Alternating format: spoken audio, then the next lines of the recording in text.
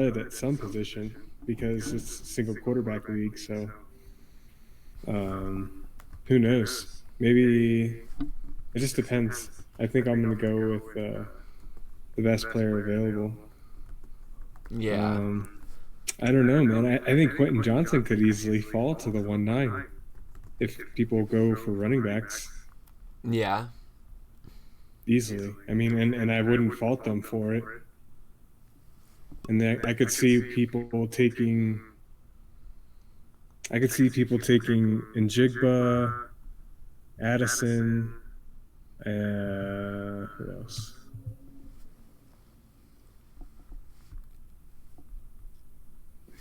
Mm, Addison. What's his name? Zach Charbonnet.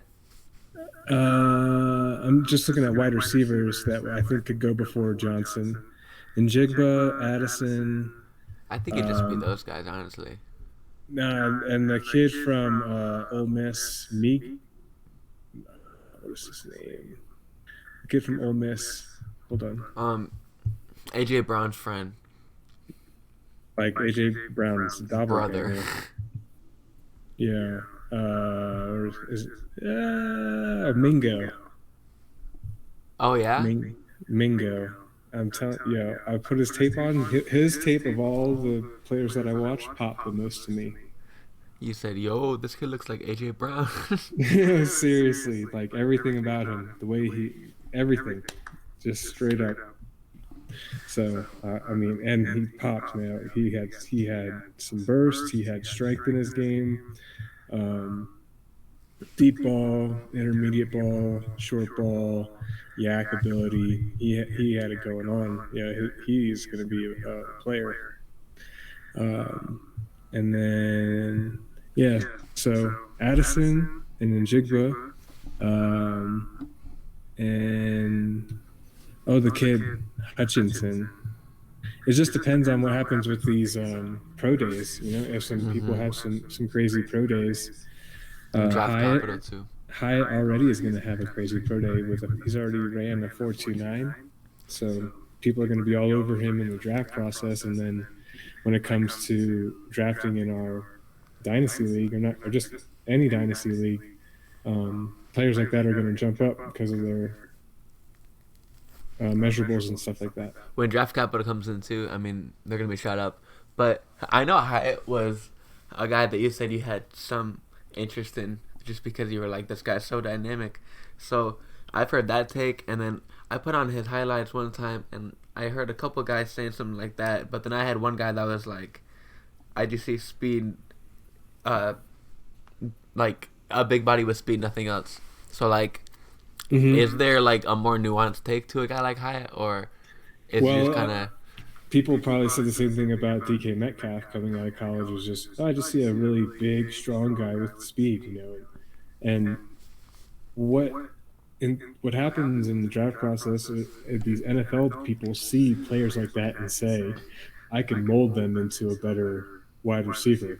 They have the raw tools that we need. We just need them to run these few routes really well, or we need them to run our playbook really well, which will be easy for them because we're very friendly to this type of receiver, or whatever the spiel may be. These coaches are going to, bend over for a player who could get by on their athletic ability and that could maybe cover up some other things, as opposed to some other player who's maybe really good mechanically or fundamentally, but they're just never going to win because they don't have the speed for it. So there's really no point in taking a player like that. And that's how these players, like the one that stands out to me, like from years ago, is Darius Hayward Bay. If you remember that name, he was like the classic first one. Raiders pick?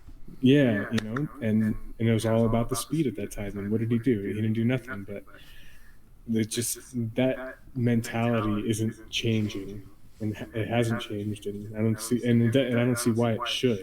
I think it's in a way it's the right pick. It's up Yeah, to the coach.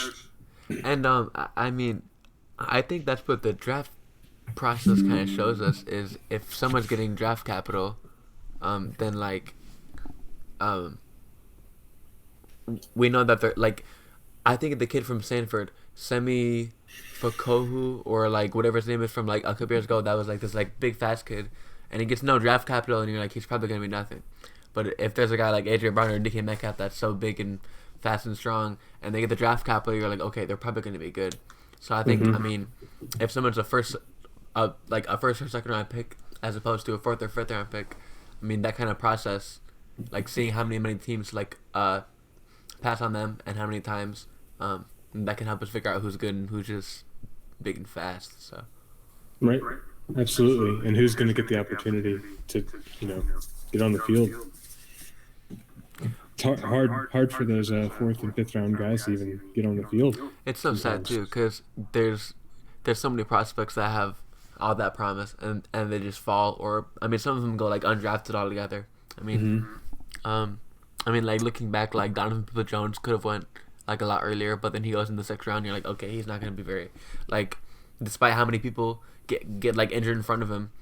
I mean, he can't even outproduce Amari Cooper at the end of the day. When he's like 30 years old. So, yeah, Yeah. I don't know. Draft capital is a whole thing in itself, but Agreed. So we talked a little bit about a couple of receivers right there off the top with Migo and Hyatt. And then you mentioned Charbonnet, and I know that you liked him. So let's talk a little bit about running backs and start us off with Charbonnet out of UCLA.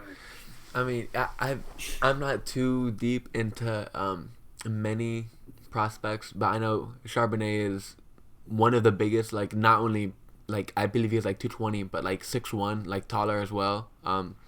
Three down skill set has burst. I don't know too much about him, but he just seems like one of these guys that's just gonna be one of these third down workhorses. And if he gets second, third round draft capital, we can cross our fingers, and then he'd be a stud. Preferably second. There's actually a pretty big like drop off from second to third round, and then like requisitely like later on. But yeah, I like Charbonnet. I saw someone bring up Mo Ibrahim on my like timeline again, and I was like, I just don't think he's gonna do anything because I don't think like I think he gets fifth round draft capital, maybe sixth round draft capital, and he's just so old and has like so many injuries. He's a more like marginal prospect, but I don't know. Obviously, everyone knows that Bijan is incredible. It looks like Jameer is the consensus RB2, if I'm not mistaken. Sean Tucker's really highly rated. I mean, like, what are your thoughts on some of these guys? I think it's I don't know, man. When I watched the tape on the few that I could watch, Evans stood out to me definitely. I mean, I think it to say that Gibbs is the consensus RB2, people should probably look at Evans. I mean, I don't see why he couldn't sneak into the RB2 conversation or just take over that because I see a bigger body with a more of a three down skill set in him. He got to the edge and he's able to run with power as well up the middle. So I mean, he was able to catch the ball, you know, fluidly, soft hands. He was already a 5-star recruit. He's got a really high scouting grade in terms of like the NFL, like near Saquon Barkley level scouting grade. So it's Bijan isn't the only elite talent, like, and he isn't. Although he may be like some people say head and shoulders above the rest of the field, but like these other guys are going to be really, really good too. Starting with Charbonnet and Evans. I don't know enough about Ibrahim, but he's on like NFL guys boards. I guess maybe did he have like really good numbers this year? No, so I'm pulling up the board right now. But I mean, I could talk about Ibrahim all day. So basically, like his whole deal is, if he would have gone to school or gone in the draft 2 years ago, he probably would have been like a third or fourth round pick, and been relevant. And he like I mean, at the point he still had burst, he still had the juice. Then I'm not sure the exact timeline, but he's had like he missed half a season and then he like tore his Achilles as well. So Damn. he's like a sixth-year senior with little to no juice anymore because he's so old. He's going to be a one-contract running back. Because, I mean, I don't know if he's 23 or 24, but he's, like, older than, like, some of these, like, second and, like, 30 running backs. I mean, like, Javante is, like, probably 2 years younger than him. and he's like been in the league for like this long. He already Okay. has like a major injury, and like when he plays, he's been very good. That's in college. He still runs well, but I mean, he's not the same thing that he used to be. He's definitely taken a step back. He just has a little less juice that like you can tell, and like obviously like coming off a major injury. I mean, it's no easy task. Um, So so yeah, most likely not going to be asked to lead the way for any team. So okay. yeah. I mean, Um, the one of the guys that I found interesting was Rodriguez out of Kentucky. Did you have you seen anything on him? I mean, he just stuck out to me in his notes because, I mean, like you said, that boy is thick. I mean, Yeah. 211, 224. Um, that's like a Tyler Algier type, and I love those guys that can run hard, like get the tackles, break tackles. Yeah.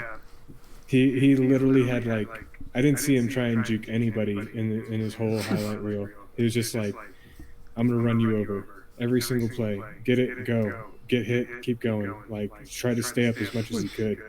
Um, and shit, Algier is a perfect example. Like that's the kind of player, like or Derrick Henry style. Like that's the kind of player that certain NFL teams like. I could see him going to like a team like the Raiders. That real power offense or that power running game that McDaniels likes.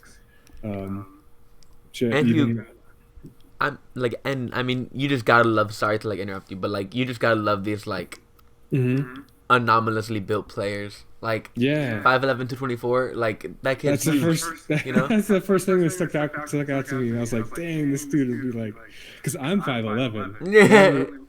I only weigh like 170. This On a kid's good huge. day, this dude's got like 60, like 50 pounds on me.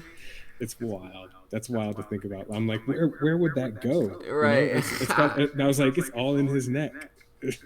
Unbelievable. Yeah. Um, so yeah, I love his running style. I'd be interested to see what team he lands on, what kind of teammates he's surrounded by. Uh, Another guy that I really liked was Sean Tucker out of Syracuse. Like Mm-hmm. I said, his film reminds me of Eckler, and watching him play, everything about him reminded me of Eckler. Running style, Really. size, hands. He was just quick. He looked like seasoned. Um, so another one, very interested to see what team kind of he lands on and maybe what kind of capital he gets because if he gets a lot of capital, I'll be very interested in Tucker. Mm. Um, I see you have notes for McIntosh out of Georgia. Mm-hmm. What like you are drawing a Rashad White comp, which is very, very, very, very compelling to me with the guy. I mean, like 3 down skill set, big, fast, strong. What's going on with him? I mean, he showed 1,300 yards on the ground on 199 carries. That's just elite. Mm-hmm. That's elite, and no matter how you slice it. I mean, And 6.5 yards a pop right there. 19 touchdowns, and then he's that's like not even what he's known for. And he was able to do that. Um, obviously he's playing with one of the best offensive lines in the country, Mm-hmm. um, and everybody else is inferior that they're facing. So those numbers are going to be inflated a little bit, but he was able to capitalize and then some with what he was given, um, opportunity wise. And then he's known as a pass catching specialist. Like that's the consensus around the league, around everywhere. Um, and that's why I draw a comparison to Rashad White because first and foremost he was a pass catching back, Yeah. and then everything else was just like kind of the icing on the cake there because Mm-hmm. and I say that because it's like that's the new mold for the NFL. It's a more of a passing league. Wide receivers are becoming the more of the focal point on offenses, Mm-hmm. and the running back in the passing game is a dynamic that is almost necessary going forward. It's just like the dynamic in a linebacker playing on the edge needs to have speed and strength. He can't just be fast and and like built like a wide receiver because obviously he'll just get thrown to the ground every time. Mm-hmm. To evolve with the NFL, you have to have multiple skill sets at certain positions now. And that's just the one that we're seeing at the running back position. Mm-hmm. Got to be Okay. able to catch the ball. I So see. there we go. Um. Wow. Wow. All right. So I'm looking at Jones from USC now. You're saying he's a Frank Gore type. What's Mm-hmm. like? What are the cliff notes on him? I guess. So when I watched his tape, it was like watching Frank Gore or Gus Edwards type of speed. Like they he got the ball, hit the hole, hit the guy, fell forward. Got the ball, hit the hole, hit the guy, fell forward. He wasn't juking anybody, but he was getting to the hole and he was falling forward every time. He didn't show any great speed, um, but he was able. Maybe he didn't fall forward. He bounced off the guy and was able to get some more yardage before falling forward. You know, like very good at that, like hitting a dude and taking a couple more steps and staying up and maybe hitting two or three more guys before he actually goes down. Mm-hmm. So. Um, Similar to Rodriguez in like a wrecking ball type of run style, just not as big and fast. Yeah. Okay. Yep. So all right, I'm looking at Eric Gray. I believe is his name out of Oklahoma.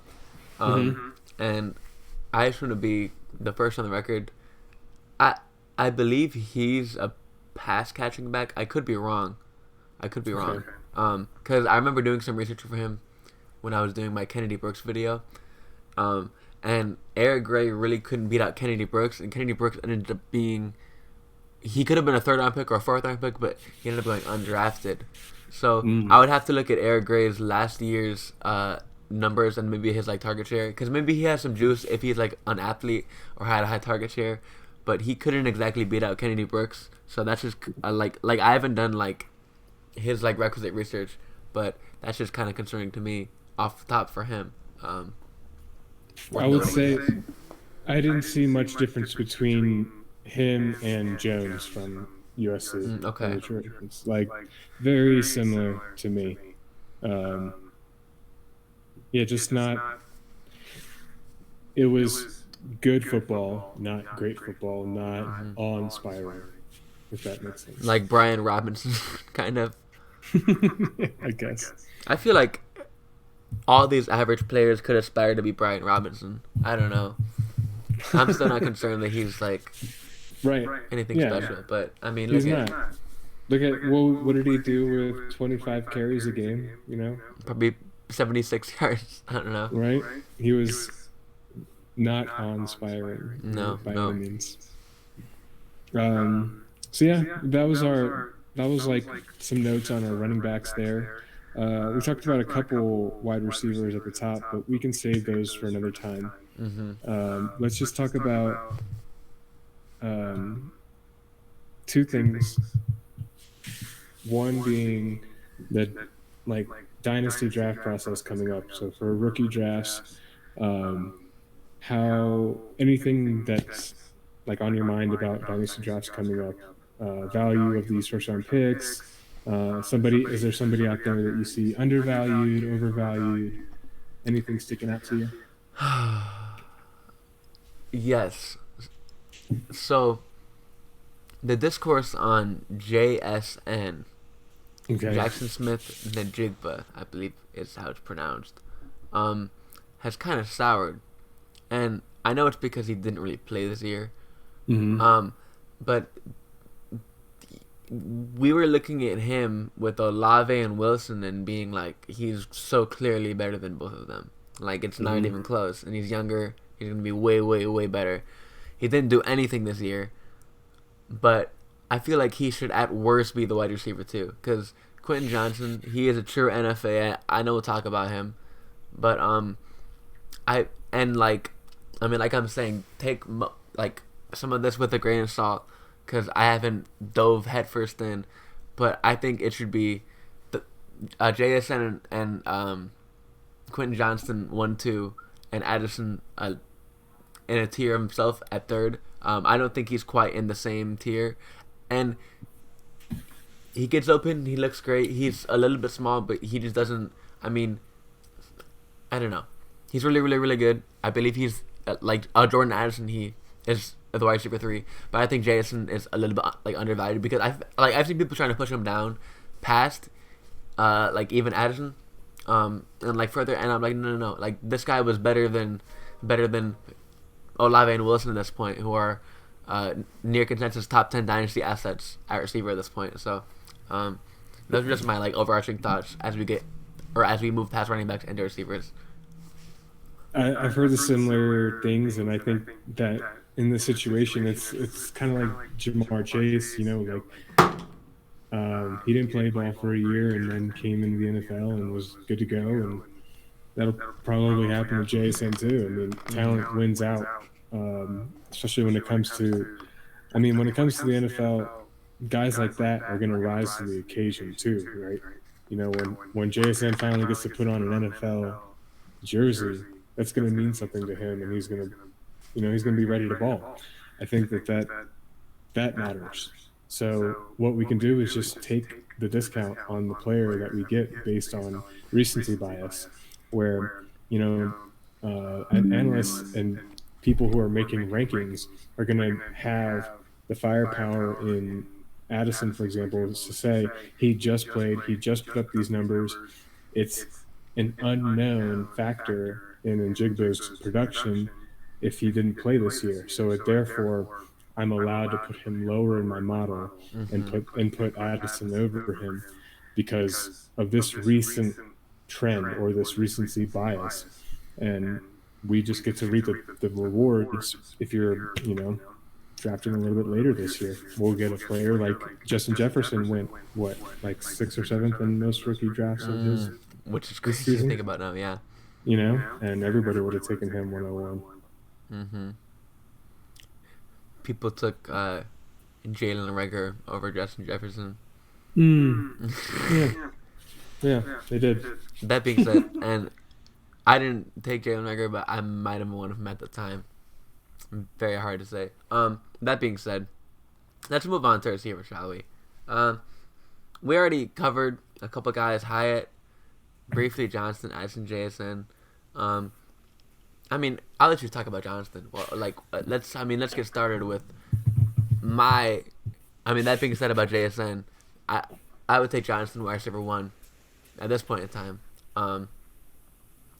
What are your thoughts on the notorious NFA, as you say? I mean, he's just all right. So he's athletic. He good route runner, good hands, aggressive with the ball in his hands. He's kind of, and he's already like, I just think he's NFL ready. He's does all the things that NFL receivers need to do, and he's shown to be extremely versatile. The same way that we talked about Traylon Burks coming out of last year's draft and why he was wide receiver one in that class because of the versatility, because of the speed, because of the strength. And Johnson has all of those things and even better hands and even better route running. He's not going to be, I think he would be like where Burks is more of a Debo Samuel mold. I think Johnson is closer to a Jamar Chase mold where he can Mm-hmm. do everything as well as take the jet sweeps. So Johnson just to me looks like the next in line or the next in line for elite NFL talents. Excited for that kid. Um, Yeah. I mean, it's we can't really expect any receiver this year to get top 10 draft capital, but if anybody would get top 10 draft capital, I would say it'd be him. I could see some teams falling in love with him. Him going Mm-hmm. 7, 8, 9, 10, back into that top 10. He's just a stud. Um, yeah, there isn't really much else to say until we get some more combine numbers and draft capital. But Mm-hmm. do you have any standout receivers that you're just dying to talk about? Or Downs. mm-hmm. Downs. Dude, he looks so awesome. I had Steve Smith, Amon Ra, are my comps for him. Like Mm-hmm. just watching him play reminded me a lot of Steve Smith actually, just like small but super strong, and he could still jump fast. Um, I mean, imagine like he looks like Marquise Brown with like 20 more pounds on him. It's sick. Like Scary, yeah. he's like a an interesting talent because of the dynamic in his physicality. Mm. It's not your quintessential tall, lanky wide receiver. It's something different. Um, Almost like a running back out there playing wide receiver. So I don't Mm-hmm. know like how he would fit into the NFL, but I mean Steve Smith did it. So it's certainly possible. Um, but yeah, it's going to be interesting. He's one to watch for sure. I think his tape just kind of popped to me with Mm-hmm. the strength that he played with, jumping up, not only jumping up and high pointing the ball, but yards after contact and running through guys. Mm-hmm. I think Downs is gonna get more draft capital than Parker Washington, and I have a whole video about Parker Washington coming up, but he's one of my favorites. He's one of those uh, looks like a running back playing receiver, but he also has pretty crazy hands, and he has good contested catch ability. Um, he's I mean I'm really really really excited about him. I think he's gonna Okay. weigh in probably 215 plus. Um, Dang. big yeah, big stout. Um, just I mean he's just a I like him a lot. I don't see him getting maybe first round draft capital like down probably good, but maybe like maybe day two rather if he can sink there. Um, but Zay Flowers, he's really really really really really rail thin, but he's been getting some. I believe he's a sleeper, but he's been getting some late hype, like sneaking into people's top sixes, top fives. Really? Yeah, I I mean I've been on I've been on Dynasty Twitter. I'd say he's gotten more hype than most receivers. Um, Hmm. I don't know. I only like and like I have a lot of the same people like I follow as you because it'll say like six number like this and I'm like like interesting and I feel like I've seen Zay Flowers tweets like I don't know maybe that Okay. you've liked maybe you haven't liked who knows but he seems to be like someone that could be a riser. um I don't know. Rashid Rice too. I've seen some hype with him. uh I don't know. You got any more Rasheed thoughts for Rice. receivers? Yeah, I've watched Rice's tape, and Mike Williams. Like he reminded me of Mike Williams, just super strong. He wasn't making any cuts, wasn't turning anybody around with his routes, but he was high pointing everything over everybody, and just like ripping the ball away from people and running through them to score touchdowns. So just like super big and strong. Um, I don't think he could be an X for somebody, but um, it'll be interesting to see what kind of quarterback he plays with. Mm-hmm. And then Mims Jr. Maybe I'm just like sour on these Oklahoma guys because they just like aren't that they weren't standing out to me at all.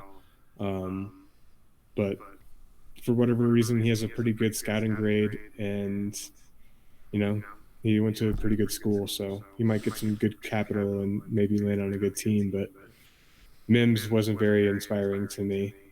And then Hutchinson, though. Hutchinson, I did like, even though he does go to a bit of a smaller school. I liked his game.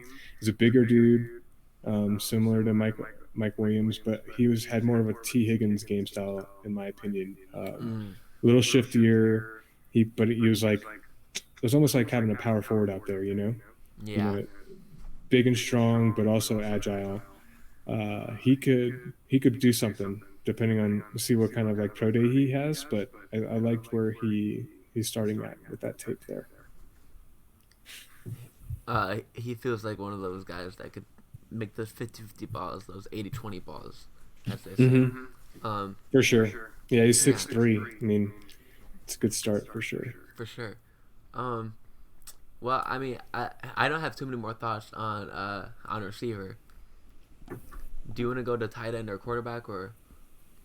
Now let's save those for the next time. Let's end on a Super Bowl take. You got any Okay. You have a winner? Do you want to call the score? And do you want to call the MVP?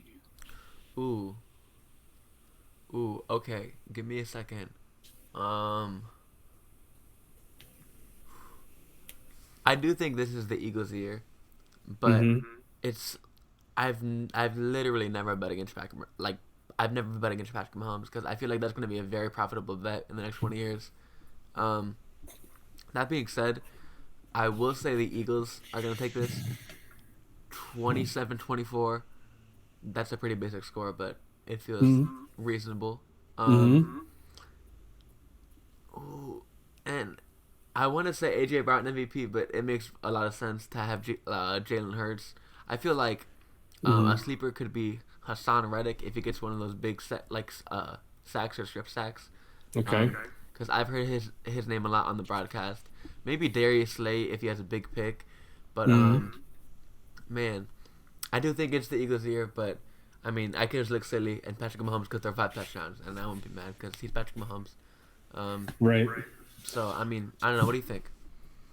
I think that Chiefs are too banged up and have too many flaws on the defensive side um, to beat the Eagles. The Eagles have, like you said, it's their year. Mm-hmm. Both sides of the ball, the line I think is superior. Even though the Chiefs have shown to have a really good defensive line, um, I think that the Eagles' offensive line is strong enough to hold them off.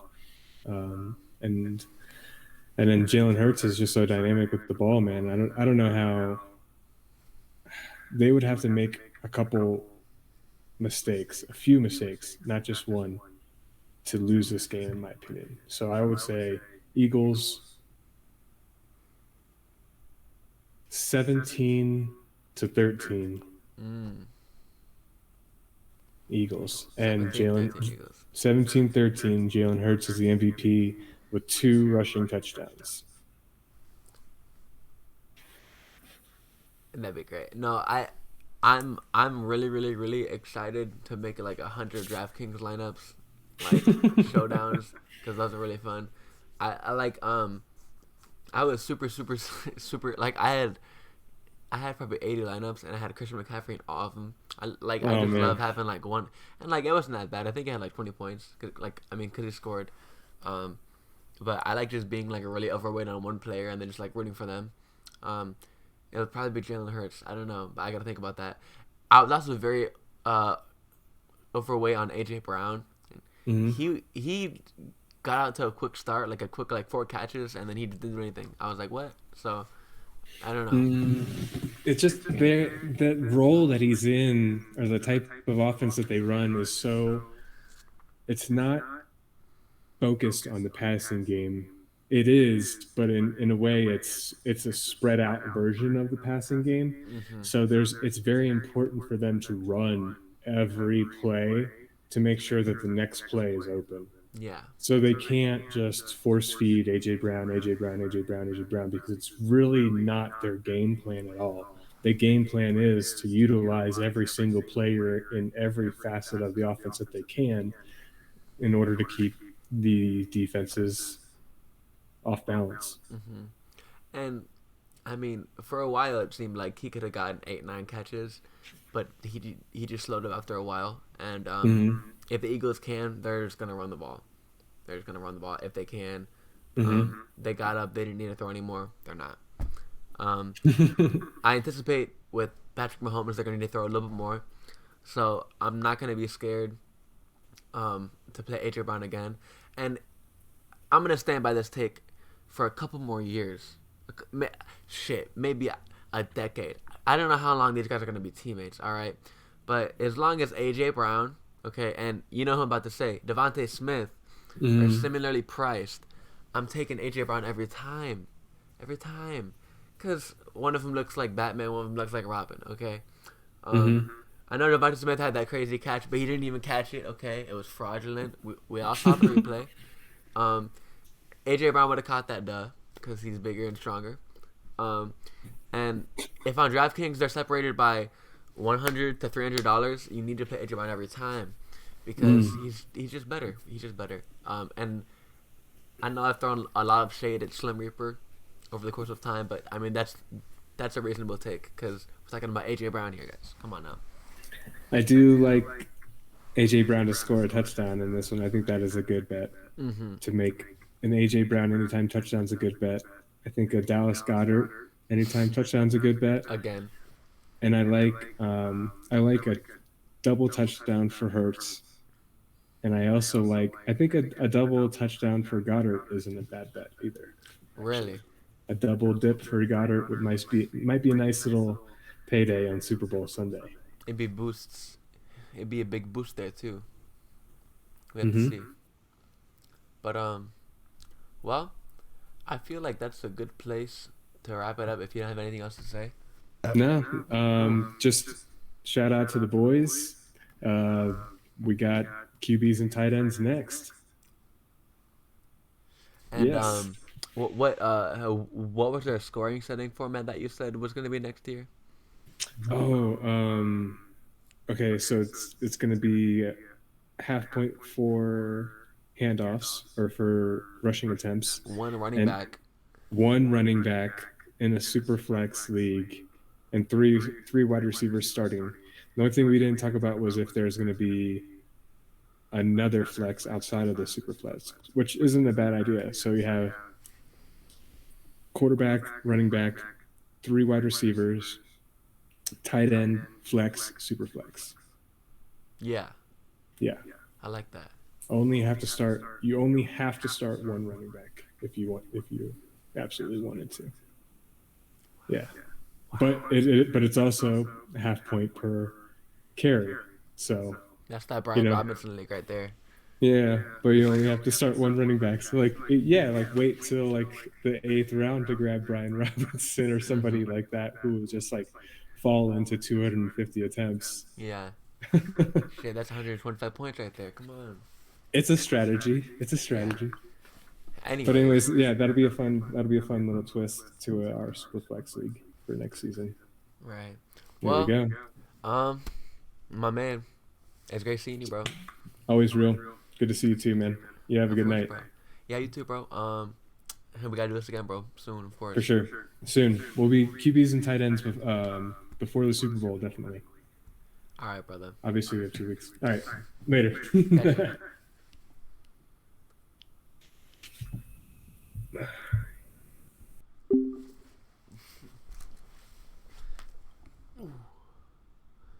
Can they see my camera?